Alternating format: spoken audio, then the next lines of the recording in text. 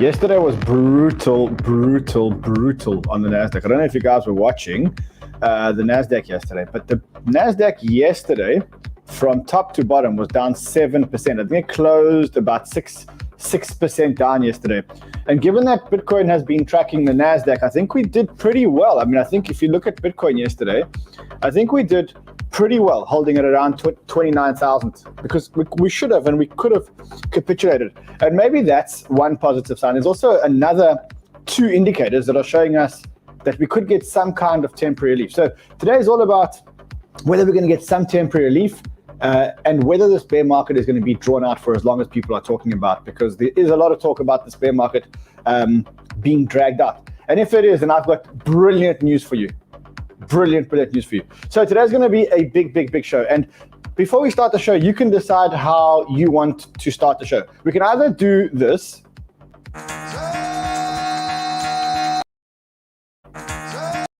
We can do that, or what we can do is we can listen to the story of how Richard Hart lost his virginity. So, I mean, you can decide. So, this is going to suck.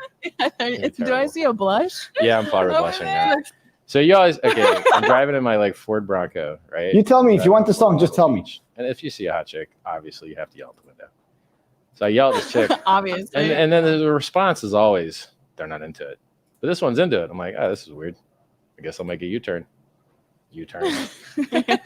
Pick up the girl. I'm like, hey, what's going on? She's like, yeah, you know what's going on? Turns out this girl's a prostitute. I'm like, oh, this is weird. He lost his virginity with a prostitute. Oh. So you want to do some shit? I'm like, yeah, I guess, right? Pull over to one of these hotels over there. Oh, am I still blushing? So, yeah. So she hops in the back seat, right? This story's gonna suck so bad. So, yeah. So she takes her clothes off or whatever. Take my clothes off. I'm hitting it, and it's making all kinds of sounds like. Okay, enough. That was absolutely brutal. No, I don't mean the markets. I mean the Richard Hart story. That was a brutal story. And welcome back, guys. I'm Crypto Man Rand. For those of you who are new to our channel, welcome. Subscribe to our channel because I heard that there's this thing going around that I heard some members of the Banter fam have. It's called subscribe-itis. Yes, subscribe-itis. I'll show you what it is. Subscribe-itis. Some of you are forgetting to click the like button, no! The subscribe button, God! And even the bell notification. No! God, please, no! Here's live footage of a viewer with subscribe-itis attempting to subscribe to the channel. Pathetic. Practice safe subscribing. Sit down when you subscribe. And don't forget to go check out goldremy.com. All right, so practice safe subscribing. I don't want any of you to have subscribe-itis. Let's get straight into it.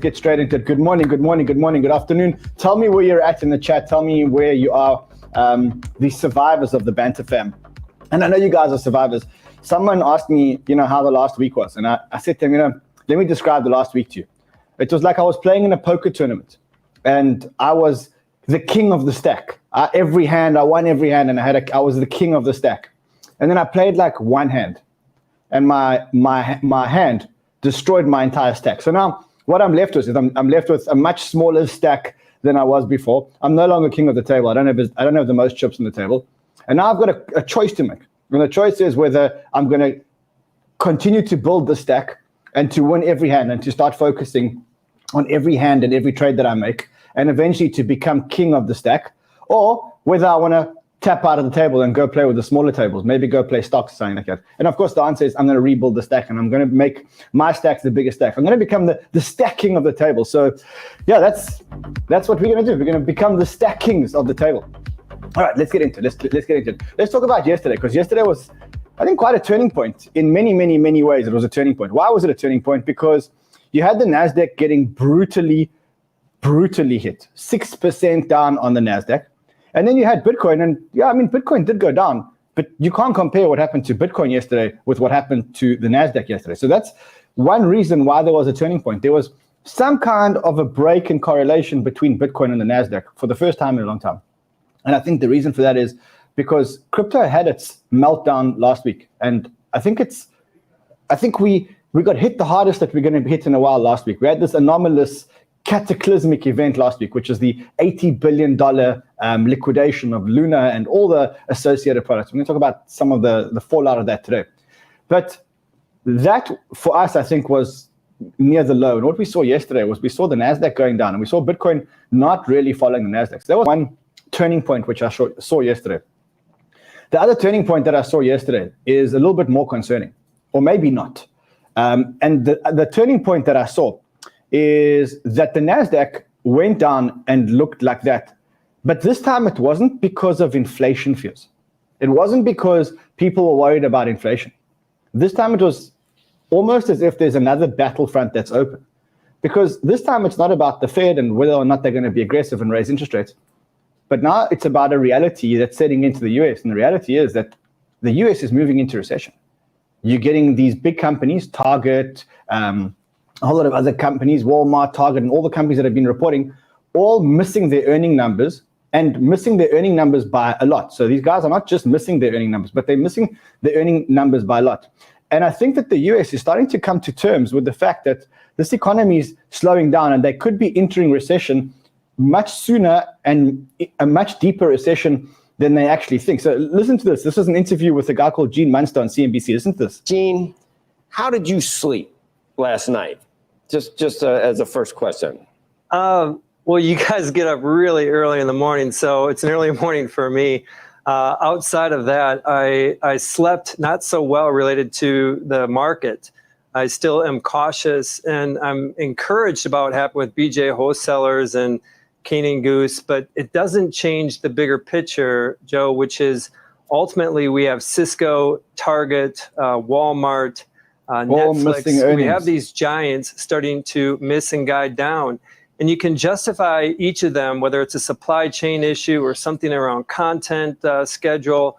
But I think you have to just look at the bigger picture. And this is what keeps me up at night, is the bigger picture is we're starting to see the tip of the iceberg of a problem. And the problem is a recession.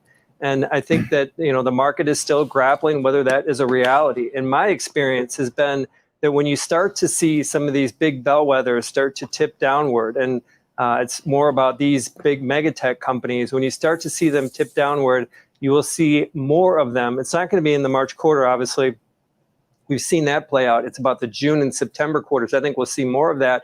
And one final thought is that ultimately is that these issues don't typically correct themselves within a quarter, just as Netflix.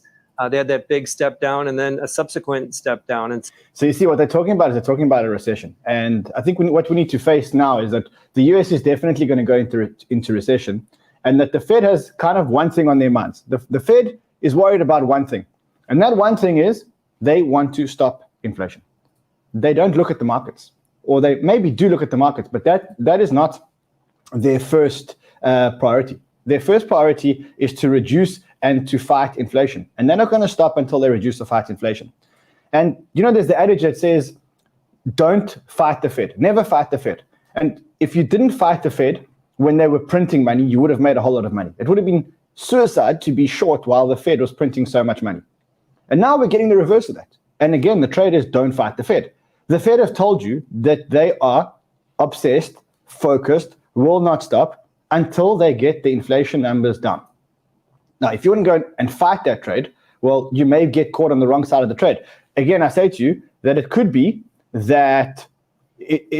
bad as being on the other side of this trade. Let me show you the trade quickly. So it could be like being on the other side of this trade when the Fed said, okay, we're going to print money and we're going to do quantitative easing. So you got to be pretty sober when you look at things and say, okay, hold on. The Fed has one objective in mind. The objective is to reduce inflation. What they're doing is their mandate now is to slow down the economy. They've got to slow down the economy so that the US consumer stops spending. And they're doing a great job. You can see that they're doing a great job. For one is you can see that wages aren't going up. And so people are starting to suffer because while inflation is around 9%, wages are increasing by about 2%, which is a big thing. 16.8% of people in the US, adults in the US, are saying that they're not confident that they can make their monthly housing payments. That's a big number. People are starting to feel the pinch. And we're getting into this recession.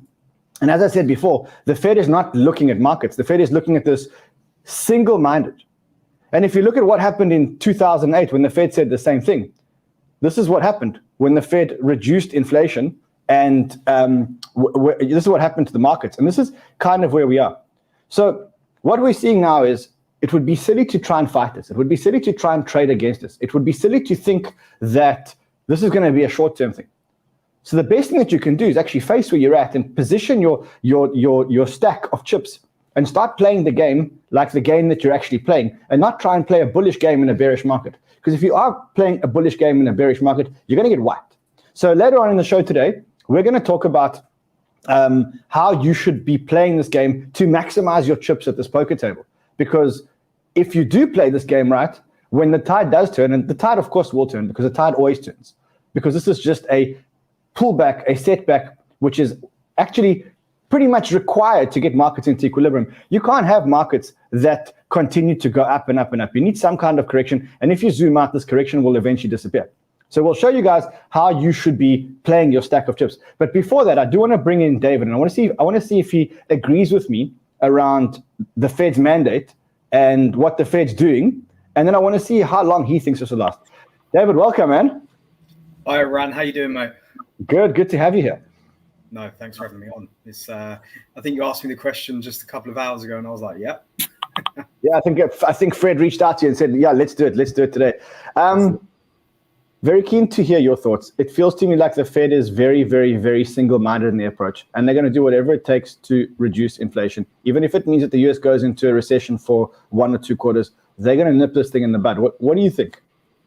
Yeah, you know what? I completely agree with you there. And you know, your comment on don't fight the Fed is very, very true. You know, Euro-dollar futures, which is the short-term interest rate contract, which, you know, it's basically the market expectations of where interest rates are going to go.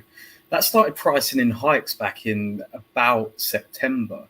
And we started to see markets kind of top out a little bit in October, November of last year, didn't we? I would actually go one step further with regards to the Fed wanting to fight inflation, because my thoughts is that the Fed actually wants to get as far away from 0% as possible. And 0% is basically called the zero lower bound, right? And down there it's very unproductive. There's a lot of misallocation of capital. And I think the Fed are looking at the Eurozone as an example here of, you know, being too close to the zero lower bound or even underneath it. And then obviously what the implications of that is. So you've got, you know, a really unproductive economy in Europe. You've got an aging population. You've got a lot of misallocation of capital. You've got like opaque, relatively opaque loan books and things like that. So I think they're looking at this like, okay, we've got the inflation thing going on, but this actually gives us an opportunity to become restrictive in terms of the policy rate, not just get back to a neutral rate, which they think is at about 2.5% now. So I personally think, even though we've got a deluge of pretty bad data, the housing data just out about an hour ago wasn't the best either. Philly manufacturing survey wasn't the best as well. I think about an hour and a half ago, maybe. So even amidst all of this bad data, I think they just need the excuse of inflation to get as far away from 0% as possible. And then obviously, you know, we've got quantitative tightening and things like that to come in too. So not looking good for risk assets. So how long does this kind of cycle last? Because, I mean, you know, I think everyone here is hoping that this is going to recover quickly and we're going to get back into bull market quickly and the risk assets are going to recover quickly. And you've got other people saying, look, if this thing's going to last long, then let me sell my assets now and let me buy them back in 2 or 3 months. So, I mean, what do you tell people who are on both sides of that? Like, how long does this last? And what happens while this is happening? Can markets go up while all of this is happening? See, I rarely base my views on time frame. I base my views on conditions. So right now, we aren't in the condition to buy risk assets, really, are we? Interest rates are going up. You know, quantitative tightening is coming. So to determine when things could change around is, I think, rather sort of arbitrary from a trading perspective. I think the thing to focus on is when the market starts to price in rate cuts, which, as I mentioned, with Eurodollar futures and being able to examine that kind of market, you know, you can get to grips with and can view, you know, when the market might be looking at the Fed to turn and kind of pivot on policy. The problem with this is... I want to show you something. So Yeah. I've been following the 10-year Treasury yield rate, which has been going parabolic like a shitcoin, basically. And now, in the last couple of days, it's actually broken trend, and it's broken trend to the downside. It's the first time that we've seen the 10-year yield, you know, moving down so sharply. And I mean, if it carries on like this, it actually could start printing maybe even a lower low.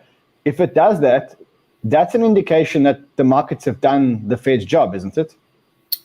To an extent, I'd say, but you know, there's still a lot more follow through there, because obviously, what's that indicative? What it's indicating there? What it's indicative of is that people are repositioning themselves into bonds, right? So all the while, you know, people have been selling bonds. You know, the equities and bond correlation has been positive.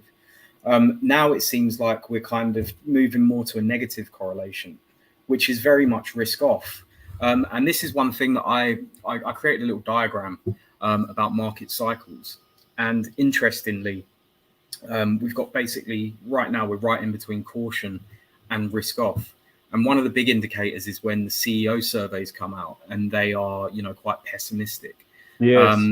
That's in the, and that was actually released today or yesterday, and they are very, very pessimistic. You know, they're passing on the inflation costs onto consumers at a rate of, I think, 54%. That was the amount of CEOs that said that they were passing these costs on to consumers. So we've got that, and then in the really risk-off part, we've got the bond equity correlation breaks again, so it becomes negative. So I think we're moving into that risk-off positioning now, and that's quite worrying because people are panicked already about the markets, but I don't think that they're panicked enough yet, and I think there's more sort of punishment to come. Yeah, I mean, we read a. I'm looking for your tweet here with that graphic, but we did see a statistic the other day that right now more people are in cash, or there's more cash on the sidelines than there's been since, well, for at least for the last 10 years. There's more cash on the sidelines. Now, what I know about markets is that markets never turn when people are sitting on cash, because that means that there's a lot of dry powder. Usually, you find that markets turn when people have deployed their dry powder, they got fatigue, and that's usually when markets turn, right? To an extent, I think there's, when it comes down to having cash on the sidelines, you know, it can be quite a difficult one to estimate. Like, let's take this, for example. In Q1 2021, there was more retail money deployed in stocks than in the previous 12 years combined. Yes. So do we think that, you know, all of that cash is now out of the market? I don't think so, because we're nowhere near those pre-pandemic levels in terms of equity markets. It doesn't seem like, you know, again, retail have been punished enough. And it's an unfortunate thing to have to allude to, but it is the truth, because at the end of the day, they're uninformed traders. Yeah. You know, so uninformed traders are always going to be at the kind of bait for markets, as it were. Yeah, it's they start feeling like geniuses on the way up, and they think that that they're absolute geniuses, and then when the market comes down, they get punished like red-haired stepchildren. Exactly, and you know, see people, especially you know, in crypto, talking about buying the dip, and it ticks up for maybe $1,000 or $2,000, and then they're like, yeah, it's turned, and it's like, well, no. If you look at the books, if you look at liquidity on the books, there is nothing to indicate that the market should turn. Even in the ES, which is, you know, the S&P 500's E-mini contract, the liquidity on the book is so fucking thin that it's insane. And you can't get a strong rally out of that without liquidity basically thickening and becoming a lot stronger. Yeah. All right, Dave, listen, it's been amazing having you on. We must get you back on. I think we should do it with one of our big Friday banters, but then we can spend an hour talking about markets and economies. We'll do that. Freddie, I know Freddie's listening. Freddie, let's get Dave onto one of our banters. Dave, thank you, buddy. No worries, mate. Thanks for having me on. Cool, buddy. Thank you. All right, so you heard it from him. You heard it from a lot of people. Can you guys hear me, or is it a bit soft? Yeah. All right, so you heard it from him and you heard it from a lot of people. It does feel like it's going to be quite a long bear market or quite a long cycle until the Fed gets this down. Now, in the short term, we could get some temporary relief. We could get a good bounce. Show you why I think we could get a good bounce. One is you've got the bond yield, the treasury yield. Remember, when the treasury yield turns down, that is usually when markets start to turn. So right now, the treasury yield has actually started to turn down, which is a great sign for us. We've also got the dollar index, the Dixie. So look at the Dixie. The Dixie is also broken trend. Carl, are you proud of my charts? I mean, my trend lines in that. Beautiful. Beautiful, not bad. I'm starting to. But you see how we've broken trend here to the downside. So two encouraging things that show us that the market may get some kind of relief pump. And then the last thing that I saw that tells us that we should get some kind of relief pump is either these Bitfinex longs are thick as pig shit and they're going to get wrecked like Luna holders, or they know what's going on. So, let's look at them historically. When they've gone long, so here they got wrecked, then they carried on going long, and then okay, it did turn. Here they went long. Yeah, so I mean they're quite smart. They're quite smart. So long story short, here's what it is. Let's just face the facts, because in life, the sooner you face facts and the sooner you stop lying to yourself, the sooner you can position yourselves to play the right game for the right conditions. Because if you're playing the wrong game in the wrong conditions, or the right game in the wrong conditions, you know what I mean.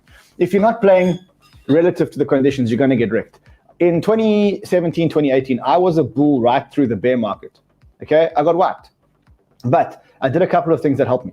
And that's what I want to share with you, because as I said to you before, millionaires are made in bear markets. What you do now will make you or break you in the next bull market. Now, you can safely assume that like every other bull market, the next bull market is going to be much bigger than the previous bull market. It happens every single time.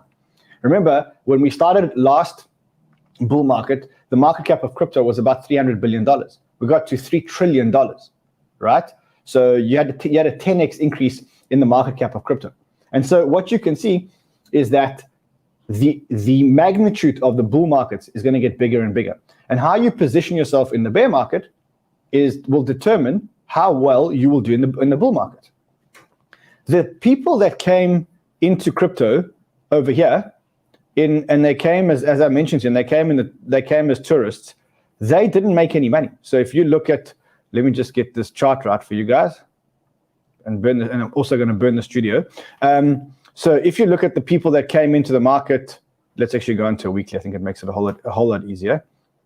We can see a whole lot of weeks in a row, or we can see nothing. Oh, there it is. Okay, so if you look at the people, let's make it a bit longer so that you guys can see it. But if you look at the people that came in, let's say, I don't know, over here or whatever else, what you'll realize is that those guys never landed up making money. The people that landed up making money were the people that got in pretty early and held right through the bear market and then rode the entire bull market up. Those are the people that landed up making serious money. The people that came in as tourists, well, you know what happened to them. They got flashed out. So now you've got to decide, how do you want to position yourself? Because you don't know how long this is going to last. And one option is you can tap out. You can take your chips, whatever chips you got left, and you can get out the table, and you can let someone else into the table. Or you can start positioning yourself, because what's going to happen now is it's going to become a real test. And the test is going to be it's going to be testing probably three things. It's going to be testing three things. I think the first thing that it's going to be testing is it's going to be testing your conviction. Are you a tourist, or are you here to stay? Are you in crypto because you want number go up, or are you in crypto because you really want to understand the technology and place some bets on technology that you think is going to change the world? That's a decision that you have to make. Now, what you'll realize along the way is that a lot of people don't have the conviction. Usually those that don't have the convictions are the ones that are less educated about the space, because what you'll find is that the more you educate yourself about the space, the more you educate yourself, the smarter you become, the better the bets that you take. The good news now though is that you're placing your bets at fire sale prices. You're placing your bets cheaper than VCs got into their bets in the bull run. So right now you can buy a lot of tokens on the market, like I showed you yesterday, and I'll show you some more today, where you can buy the token cheaper than the biggest VCs in the world bought them. The only difference is that you are buying unlocked tokens and the VCs are sitting with a 2-year cliff or 1-year cliff on their tokens. So if you're smart right now and you have conviction right now, then you're going to be buying the same tokens that VCs bought at very inflated prices, much cheaper. They're sitting on locked tokens. You're not sitting on locked tokens. You'll be buying the same Bitcoin that people are paying $50,000 and $60,000 and $69,420 for, and you'll be buying it for $29,000 or maybe even $25,000. So you gotta see, your conviction is going to get tested. It's going to be a test of focus. It's going to be a test of discipline, which is why I like the poker analogy so much. Why do I like the poker analogy so much? Because now that your stack is smaller than everybody else's, or smaller relative to what it was, when your stack was big, you were playing like a crazy person. You were doubling every hand. You were going in on every hand, going all in, etc. Because you had so many chips, because you felt rich. But now you got to be more focused. You got to play very smart hands, right? You got to be focused with every hand. You got to exercise huge discipline. Not very different from being in the market right now. Your conviction in the space is going to get tested, and then your focus is going to get tested, because when you lose focus, you're going to lose opportunities. And then if you're not disciplined, you're going to get wiped. So simple. That's what this is about. And what you'll realize now is that crypto is going to die a lot. There are going to be multiple obituaries for crypto from now through this bear market. Punk6529 says, I've been reliably informed from the media, from the mainstream media, that crypto is dead again. And so what I did was I looked at the obituaries for Bitcoin. All the red dots are all the times that Bitcoin was declared dead by major publications. Look at that. And Bitcoin is still here, and the price is higher than it's been we're still 10x up from where we were 2 years ago in the lows. So right now, your conviction is going to be tested. A lot of people, when they hear that Bitcoin is dead and Bitcoin is dead and crypto is dead and NFTs are a scam and yield farming is a scam, they're going to leave crypto. Their conviction is going to be tested. But what you got to remember is that builders don't care about bear markets and bull markets. Builders are funded in bull markets, and they build in bear markets, and they release their products into bear markets, and those products that are released into bear markets actually create bull markets. Give an example. OpenSea. OpenSea was built in the bear market. When OpenSea was released, they created a bull market for NFTs. That bull market for NFTs filtered out into the market.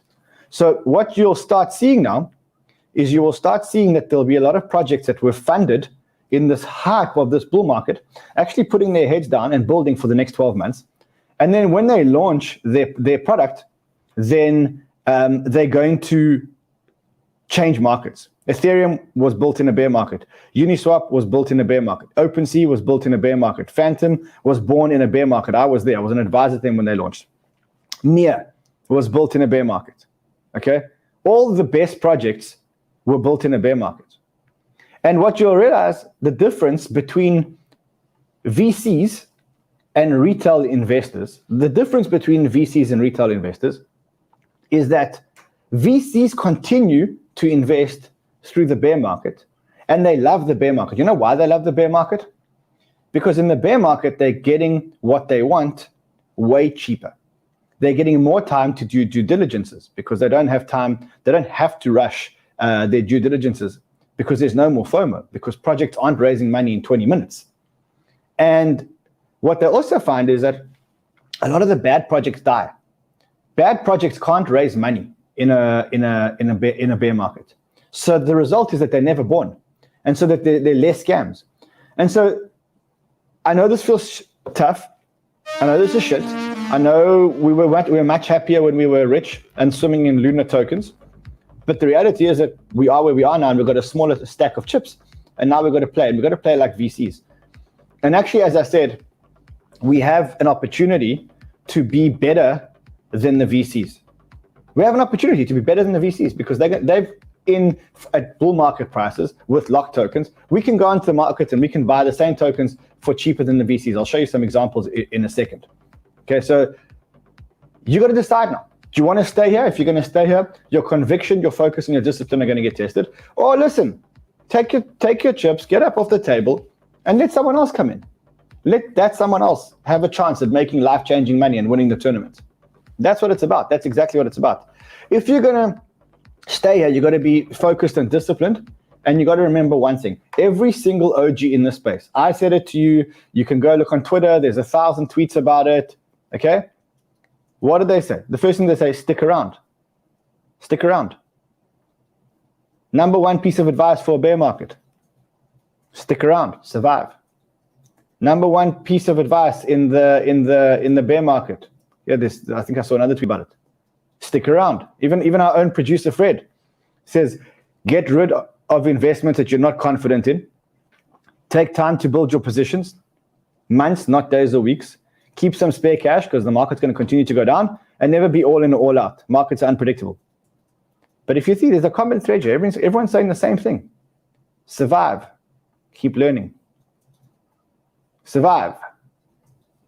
Survive and keep learning. Okay, so everyone here talks about, this is a tweet that talks about how if you're a VC right now, it's the best time to be a VC because such opportunities don't come around often. This period may shape you for the rest of your career. I know it's hard for you to see it, but right now we're all VCs. If you're protecting your portfolio now, you're a VC. Again, in a bear market, you have one objective: survive. Your friends will be flushed out and liquidated, and if it gets really bad, people will contemplate horrible things. They'll say horrible things. You need to survive. What do we mean by survive? Okay, well, one is you keep learning. You make sure that your tokens are in the right portfolio because you don't want to get wiped. You want to be invested in things that are going to survive. You may not make as much money. Don't look at your portfolio and say, I will switch when the price goes up. Just get into fucking things that you can sleep better at night. Things that will survive. And once you survive, you can see everyone's giving you the same advice. And these are all OGs in the space. But they're all saying the same thing. Hold blue chips, increase your earning potential in crypto, and increase your yields on your stable coins and on the tokens that you're getting. We said it to you before. We're saying it to you guys again. That's why yesterday I gave you guys this portfolio. You saw the portfolio that I gave you guys yesterday. Let's talk about it. Let me know if you guys have got any questions about the portfolio. We didn't get much time to discuss it yesterday. I think it's a very good portfolio. I also think I'm not the one who told you this. I'm not the one who told you this, but there's a reason why we added MEXC. There's actually two reasons why we added MEXC. There's two reasons, but you didn't hear in Crypto Banter. I'm going to say it, but then you must edit it out of the thing afterwards. Okay, so when we post on YouTube, edit it out. So hold on a second. If you're American, if you live in the United States, MEXC allows you to trade altcoins in the United States. And get this. There's no KYC. You can withdraw without KYC. So what do you think of the portfolio? The portfolio is a great portfolio, right? Yeah. But no jokes. We specifically did this so no one would have to pay gas.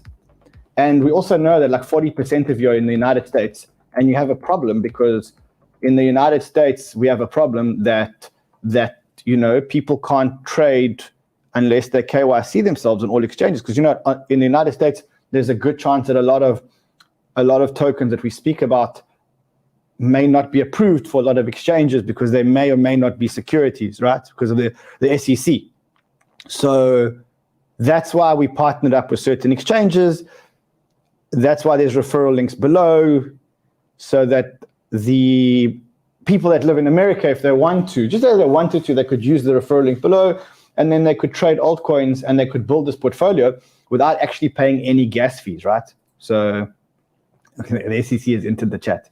But no jokes, I really think this is a good portfolio. This is a portfolio that it's not as aggressive as a bull market portfolio, but you can see this portfolio. 50% of it sits in the top 3 coins, in my opinion. And then you've got a great bunch of layer ones. And then you've got a lot of small bets that I think are going to do really well. I think that LooksRare is going to triple pretty soon. I think if UXD protocol works, we're going to get a lot of if that works as a stablecoin, and it could work, you're buying it very, very, very cheap. You're buying it at a quarter of the price that people paid in the auction. Stargate, 61 cents. Man, 61 cents. Did you hear what I said? I said Stargate is 61 cents. Did you hear that? 61 cents. So Arenda's back at the prices we were buying at before it went to $8. Remember when it went to $8 and we never sold any? Because we were playing on the table. We had lots of chips, so we played carelessly on the table. Because when you have a lot of chips, you trade carelessly. Now we have less chips. And we're trading much better. We're going to trade much better. We're going to be much more focused. All right, let me know if you got any questions about the portfolio. If you want to talk about it further. Otherwise, remember you can go. There are referral links below. Remember, we're going to choose a winner from the Kucoin campaign. One person's going to win $1,000. From the ByBit campaign today, we're going to take someone's portfolio. We're going to 10x someone's portfolio. It's going to be huge. Remember, if you don't have accounts, then now's a very, very, very good time to sign up on those accounts. Let's see. Let's look at some other news. Okay. We don't talk about Luna. No. We don't talk about. We have to talk about it again. We have to talk about it because now we're seeing all the implications of what happened to Luna. Now we're seeing all the things. So we're seeing the fallout now. Last week was the event. Now we're actually counting the bodies. So all the bodies are now rising to the surface, and we can count them. So Terraform Labs owes 78.5 million in taxes to the Korean government, and I don't think they got the money to pay it. They don't have a legal team anymore because the legal team threw in the towel. Then you had Pantera came out and said that they cashed out of 80% of their investment before the crash. They invested $16 million. They invested $16 million, and I think they cashed out 107. They invested $1.7 million, and they cashed out $170 million. That's crazy. That's crazy. They made $170 million. They basically took all of my chips because they just took all the chips. So we also had Galaxy Digital. We had Mike Novogratz write a letter. And I think this letter is quite good. I'm not going to read the letter because I know a lot of people have already read the letter. But he said somewhere in the letter, he said that the tattoo that he's got is going to be a constant reminder to him that venture capital is risky and that you must be humble. He says, my tattoo will constantly a constant reminder that venture investing requires humility. And I think we all lost our humility. We thought this thing could never fail. We weren't humble. And so I think that's a good one. He also says a very good line here. He says, understand that all investments happen in a macro framework. And that no matter how much we believe in crypto, we've got to remember that when the Fed wants to reduce interest rates, they're going to reduce interest rates. And you're investing in a macro framework. And I don't care how good your asset class is. When it's risk off, it's risk off. And right now, it's risk off. I'm speaking a bit funny today because I went to the dentist. I can't actually feel my mouth, but you know what I'm talking about. It's weird. I can't just feel lips everywhere. Then there was this firm. Listen to this firm. There was a firm. How much did Mike lose on Luna? I think I lost more than him, to be honest. I think I lost more. I think I lost more than Galaxy lost on Luna. I think so. I don't know. I think so. These guys are in deep trouble. They lost $42 million of funds, 4,878 customers, and they have no chance to pay it back. This company was sued. They were making investments on behalf of clients and putting the money into Anchor Protocol. Wrecked. At least I lost my own money. One that I do feel really sorry for is Hashed. I mean, you don't need to feel sorry for them because they are one of the biggest funds in Korea, but they lost $3.5 billion in Luna. Okay, look, they probably paid $100,000 for it, for their stake, but it's still, they had $3.5 billion and they lost it. So, I mean, you know, everyone lost their chips. I don't know, maybe reading all of this makes me feel a bit better about my thing. Delphi Digital, they lost 15% of their fund and they lost a big part of their building. You know, they built Mars Protocol, they built Astroport. So I think they lost a lot of money. And now there's this proposal to fork the chain. So far, I think that 91% of it feels like it's going through. So we're going to have a fork chain. Yeah, I'm not really excited about it. Please give us your thoughts on XRP. Can you ban that dude from the chat? No, I mean, don't ban him from the chat. But no, not a big XRP fan. All right, let's do some giveaways, and then we'll carry on with the news after that. So who wants a NFT of a Dogami? So Dogami is a protocol. It's an NFT protocol basically what it is like you get an NFT of a virtual pet, of a dog. And the more you look after it, the better your dog becomes, the more valuable your dog becomes. It's an amazing protocol. They call it there's a petaverse. So Dogami is the Doga is the currency of the petaverse. Now, they minted a whole lot of NFTs. I think they minted, if I remember correctly, they minted like 5,000 NFTs at the time. And these things shot up in price. Okay, it's built on the Tezos blockchain, which is also quite cool. I haven't seen many projects built on the Tezos blockchain. So what we are doing now is we're giving away whitelist spots, 5 whitelist spots for the NFTs. So if you want, you can see, let me just show you how cool this is. This is so cool. I love this. I really love this. I also love to break Carl's phone when it pings in the studio. So that's what the petaverse looks like. That's what the petaverse looks like. I think it's so cool to have this, like, look after your pet. The more you look after it, the more you walk it, the more you train it, the better it becomes and whatever else. Okay, so if you want that, so simple. You go to the Crypto Banter website, you sign in with your Twitter, and all you do is you subscribe to the newsletter. And if you subscribe to the newsletter, not only do you get alpha sent into your mailbox every single day, but you also stand a chance to win 105 whitelist spots. Now, let me tell you, these things are going to go quickly. I remember how quickly the last whitelist spots went. Gone. There were, So, do it. I think it's going to be an amazing thing. I think this is going to be as big as Steppen. Virtual pets, walking virtual pets is going to be as big as Steppen. You know how people feel about their pets. You know how people feel about their pets. Yeah. I was going to tell you a story, but let's move on. It's a terrible story. Also, okay, so we see Tether published another one of the attestation reports. The 17% decrease in commercial paper and 13% increase in T-bills. Probably a good thing. They're now not so reliant on commercial paper, which is government bonds, company bonds. Now they're more reliant on government debt. So we'll talk. If you want, I'll tell you a story. If you want the story of my night last night, I'll tell you a story about a pet last night. My son's cat, which I'm going to kill when I get home. What else? I don't know if you guys saw this.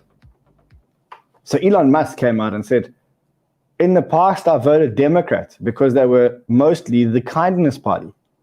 But they have become the party of division and hate. So I can no longer support them and will vote Republican. Man, that's the richest man in the world coming out and saying he's voting Republican. Now, he moved from California to Texas. And if you listen to the All In podcast, he said, like, when he lived in California, he'd never be able to build the Gigafactory. Because if he tried to build the Gigafactory in California, he would still be getting all the licenses and permits that are required and have to fight all the unions and whatever else. So basically now he's what he says, he's seen the light. He's seen the light. And he's seen the light, and now, hold on a second. He's seen the light, and now he's going to start voting Republican. That's what he says. I didn't say that. He said that. I know that Americans are super sensitive about political shit. Elon finally gets it. I'm not going to comment. I don't want to upset the Democrats. They'll come and target me. The Democrats will target me. I don't want to be targeted. Yeah. No, let me shut the fuck up.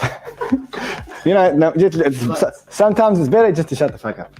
I was gonna ask in the comments. I was gonna ask people like, would you rather have Trump or would you rather have Joe and Kamala? So would you rather have Trump or would you rather have Kamala and Joe? Let's see in the comments while I'm doing some more giveaways for this amazing community. All right, so remember, we've got to do amazing giveaways for our amazing community. Part of the giveaways is you have to open a Kucoin account using the referral link below. When you do, I select at random anyone who's opened an account. If your account is funded, your account gets $1,000. Look at this. Everyone's saying Trump, baby. There's Trump. so many. They're all Trump. I don't see any Biden. Don't worry, the Biden guys will wake up at some point. And so will Joe Biden. No, let's stop this. Okay. Now remember, your account has to be funded, because if your account's not funded, we can't give you money, because a lot of you are opening fake accounts just so that you could win the $1,000, which is actually a little bit unethical, right? So I would say that this account, 403 **994, you know who you are. If your account is funded, then $1,000 will be put into your account today. Just like that, magic. Account, Yeah, UST doesn't count. UST doesn't count. All right, let's do some more giveaways because just for fun. Ta-da! This is the ByBit list of the people that have signed up to ByBit. You know how this works. I hide this over here. I will scroll down. Let's scroll down to line number, let's go to line number 10,000 if it goes that far. Okay, it doesn't, oh man. Okay, so let's go down to 9682. We will 10x 9682, 10x that account. We will 2x 9681. We will 2x 9680. And we will 2x 9679. Okay? So 2x, 2x, 2x, and 10x. Now, how much money did these people have in their ByBit account? Remember, we're going to 10x and 2x. Okay, you ready? Let's see. This is very simple. All you have to do, there's a ByBit link below. You go to the ByBit link below. You remember, it's only up to 10 grand. I don't pay more than 10 grand. You go to the ByBit link below. You subscribe. You put money in the account. And now we go to, and then we'll 10x your account or whatever. Yo! The red one. The red one. Whoa! The red one got 10x, but only up to 10 grand. So the red guy gets 10 grand. That's a payday. The red guy got 10 grand. And he's smart because he's sitting in cash. I mean, you see this like sitting in cash. Damn, he's got 10 grand. He's got 10 grand. This account, you've got 10 grand. 2 grand for 2x, $243. 2x, $137. 69, baby. 69 gets 2x. I'll 5x to 69. I'll 5x to 69. Awesome. Just because that's the great balance you have in your account. We got a 10 grander. 10 grand. I mean, what a cool payday is that? What a cool payday is that? You see, people have got money in their account. We could have caught this guy over here. Imagine I forget to say that it's up to 10 grand and we could have caught that guy. I'd have to pay $260,000 today. Anyway, so congratulations to our winners. Congratulations. I love giving the Banter fam money. Congratulations to everyone that won. Congratulations to everyone that's still here. Congratulations to BitBoy for still being here. Congratulations to Kyle for having an amazing show on the Shorts channel. Getting lots of every day. For those of you who don't know, Kyle does a market update, Crypto Banter Shorts, and you see every day Kyle does a stream here. So if you're not subscribed to Crypto Banter Shorts, you're lost. See, so Kyle does on Crypto Shorts, he does a stream. If you're not subscribed to Shorts, you don't get Kyle's stream. TED Talks Macro does a stream too. And we look at the charts every day. So if you don't get it, you're missing out. Also remember, if you don't subscribe to the newsletter, you don't stand a chance to get a whitelist spot for the Dogami NFT, and that Dogami NFT is going to do super well. Okay, now listen. Tomorrow I may or may not be here. I may be busy with school. I'm not sure yet. So if not, we'll do a banter. Otherwise, I'm doing school tomorrow. Monday, I'm not here. Tuesday, I'm not here. I'm flying to Monaco for the Grand Prix. Wednesday, I'm here. Thursday, I'm here. Friday, big banter with Raoul Paul and a whole lot of other people. Saturday is the Grand Prix, or Sunday is the Grand Prix. I think Sunday is the Grand Prix. Saturday is the warm-ups, and Sunday is the Grand Prix. So I will see you guys again, maybe tomorrow. If not tomorrow, I'll see you guys again sometime next week. Until then, much love, my friends.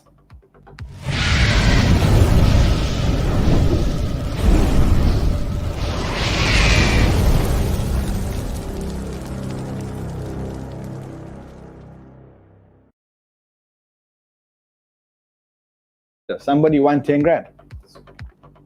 Easy, that easy. Easy money. And it's so free money because we're not asking you to trade. We're just saying, open an account. You don't have to KYC, put money in, and you get a chance to